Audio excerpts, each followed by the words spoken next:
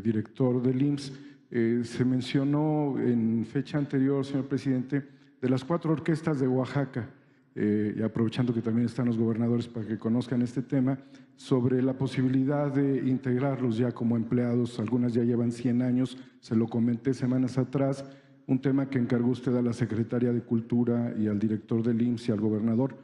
Me informan que no ha pasado nada y que estarían pendientes solamente de que se atienda lo que usted pidió.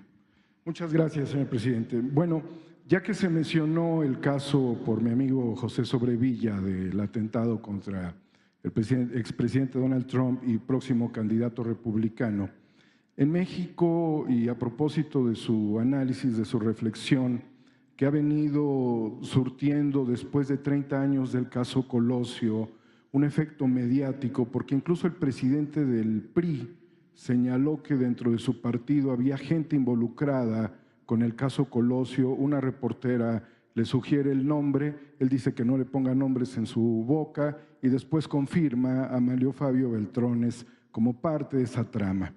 En ese tiempo, señor presidente, a partir del gobierno de Salinas y la sucesión de Colosio, se habla de una pugna política entre Luis Echeverría y Carlos Salinas de Gortari.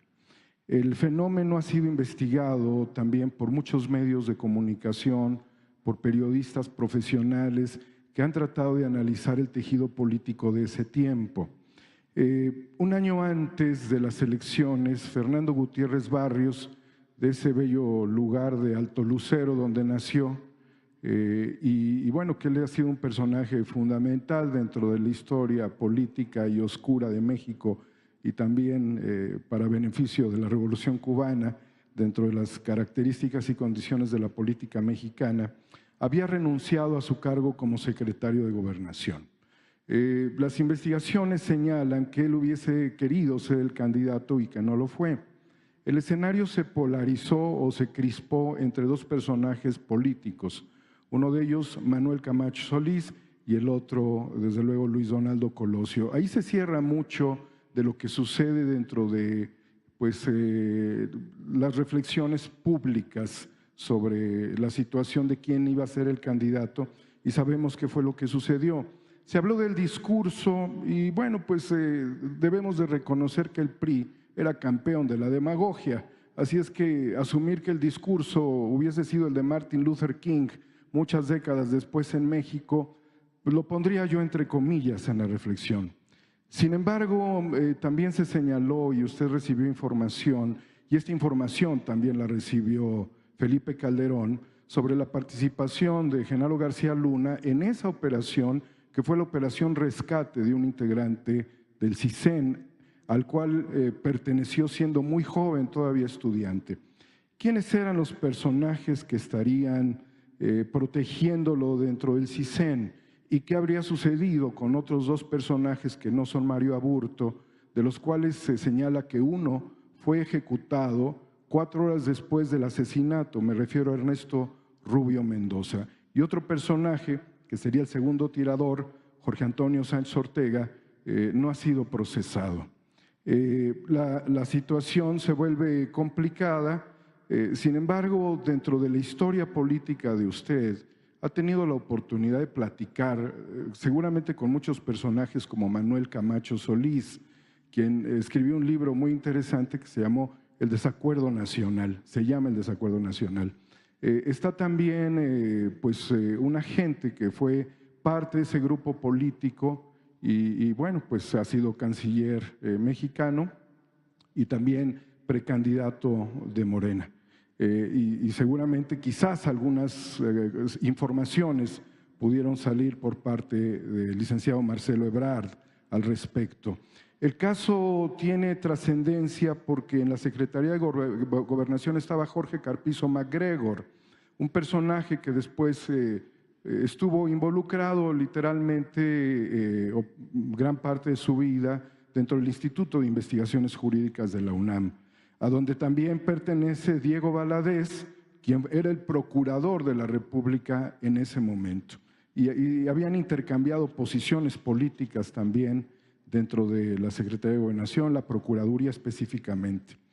Pues Esos choques, señor presidente, nos llevan a dos personajes muy particulares. Uno es Eduardo Pontones Chico y el otro es Jorge Enrique Tello Peón, porque eran los directores del CISEN. Usted ya se va, señor presidente, pero estos casos llevan 30 años sin resolverse. ¿Cree usted que antes de que usted entregue la banda presidencial, el pueblo de México pudiera tener una configuración más precisa de lo que sucedió en Lomas Taurinas, de la participación del CISEN, de la participación, si la hubo, del Estado Mayor Presidencial, de la presencia de Salinas, de Carpizo, de Diego Valadez y desde luego de Fernando Gutiérrez Barrios, porque dos personajes que surgen o protegidos por Fernando Gutiérrez Barrios fueron Manlio Fabio Beltrones y Dante Delgado. Lo dejo ahí, señor presidente, para la gran reflexión histórica que la verdad México necesita. Muchísimas gracias. Sí, pues es un asunto que debe de tratarse, es un expediente abierto, pero creo que va a corresponder a la próxima administración, al próximo gobierno,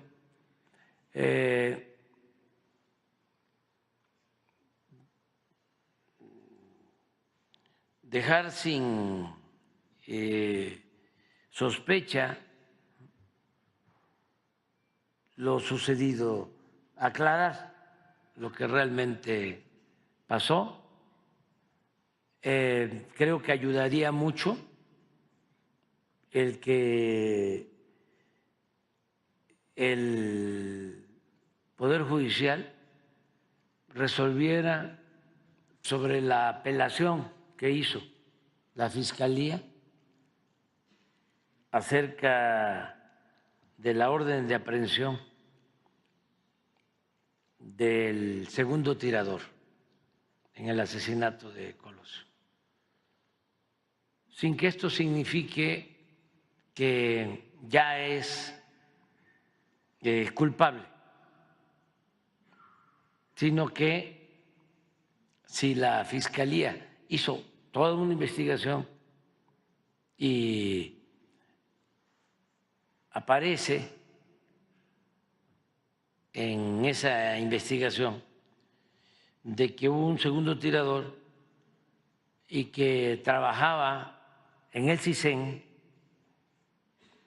en el Centro de Espionaje del gobierno, y que según la acusación de la Fiscalía fue a rescatar a este segundo tirador, García Luna, en 1994, porque García Luna entró en 1989, joven, al CISEN. Ahí se formó, que eso no lo sabía la mayoría de la gente, yo no lo sabía.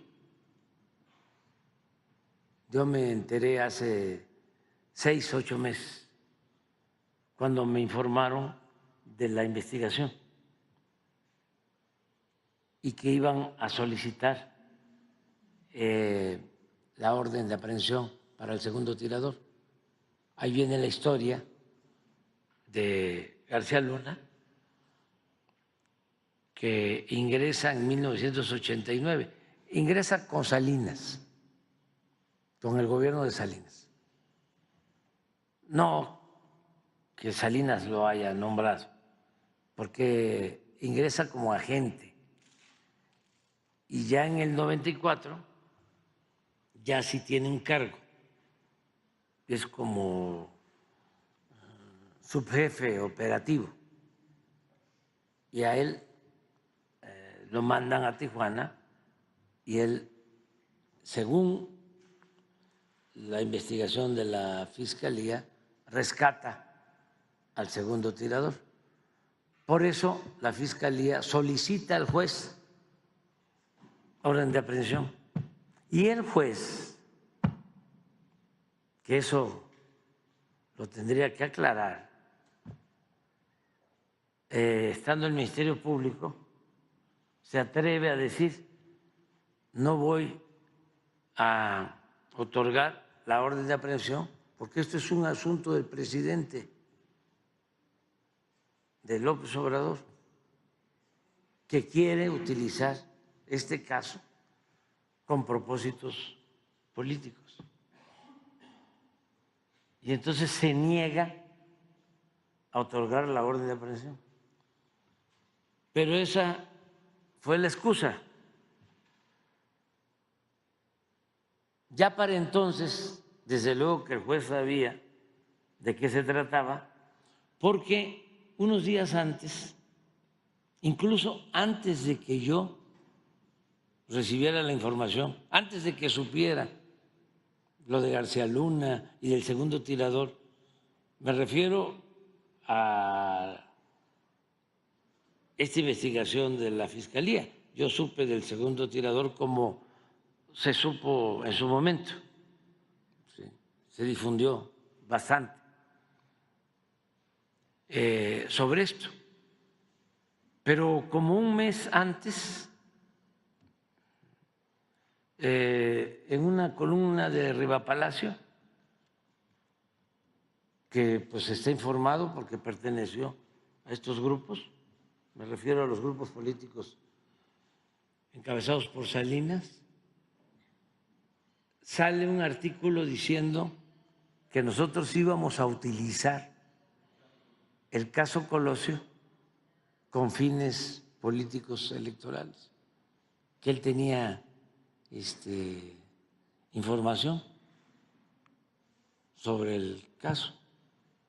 Y yo todavía dije aquí cuál es la fuente. Es completamente falso. Pues resulta que sí tenía información. El que no estaba informado era yo. Él ya tenía información porque como se mueven en los sótanos, ¿no?, de las dependencias de impartición de justicia, ya sabía que en efecto sí estaba en proceso la investigación en la Fiscalía.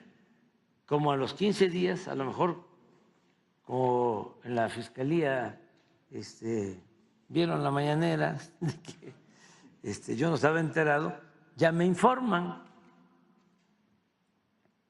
Y cada vez que me informan sobre un asunto así, pues lo que yo planteo es continúen el proceso legal. No voy a ser yo tapadera, cómplice, no voy a encubrir a nadie. Entonces solicitan, repito, al juez la orden de aprehensión y él la niega y le dice al Ministerio Público: esto es por órdenes del presidente para sacar raja política porque vienen las elecciones. Una mentira, ¿no? Porque él seguramente ya sabía y ya había recibido línea, ya estaba metido en este asunto. Entonces después la Fiscalía apeló y también es muy raro porque eso sucedió hace pues como 4 meses o 5 y todavía no resuelven. Tú que eres abogado, cuando hay una apelación así de la Fiscalía al Poder Judicial, a un juez, ¿en cuánto tiempo puede resolver el juez? Tiene que resolver rápido. ¿Pero en cuánto tiempo? 48 horas. 48 horas. Ah, pero eso es cuando la justicia es rápida y expedita. Pero cuando hay consigna, duerme el expediente, el sueño de los injustos. Pues eso es lo que está pasando. Sería muy bueno que el juzgado, primero que la Fiscalía informe si apeló y si ya tiene respuesta, porque también no sabemos, a lo mejor ya les dieron respuesta y no nos han informado. Entonces, a ver si conocemos de eso, porque ahí empezaría, ¿no? A conocerse más sobre este hecho. Sería muy bueno la declaración de esta persona, si realmente es como se dice, que lo fue a buscar García Luna y qué tuvo él que ver. Ya seguramente lo declararon cuando sucedieron los hechos, le tomaron declaración. Sí, me estoy acordando que sí está, porque él aparecía con sangre, que se demostró después que sí era de Colosio, pero él sostuvo de que ayudó a cargar el cuerpo a la ambulancia. Sin embargo, en investigación posterior se habla de que no fue así. Sí, también. Entonces, esa es una investigación que puede ayudar. Y todo con el objetivo, independientemente del castigo a los responsables materiales, intelectuales,